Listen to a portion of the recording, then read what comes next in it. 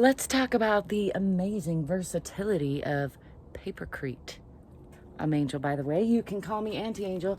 And this is the 8 Dragon Room under construction. And this is the Head Hutt, in need of a little bit of repair, already constructed. And all of it was made with different varieties of Papercrete. And right now I'm doing some finish work. This is still wet, and I just washed my hands, so I don't want to touch it. But this is paper pulp, sand, Portland cement, lime powder, and acrylic paint, outdoor acrylic paint, which gives it a nice finish. And it's a very workable material. I have a background in ceramics, so I love Papercrete because it gives me a lot of work time. It gives me, I can change it, I can add to it.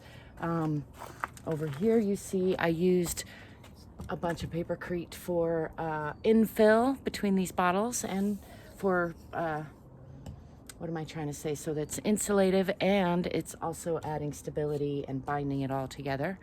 I do put screws in the wood so that it binds to the wood, because it doesn't always stick to wood.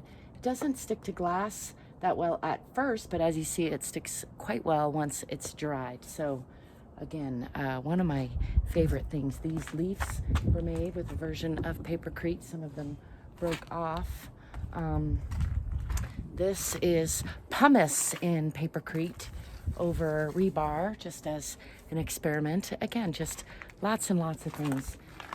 It's almost free to make. Basically, I use a bucket and a drill, or a few buckets, and some shredded paper that a friend of mine gives me from her work.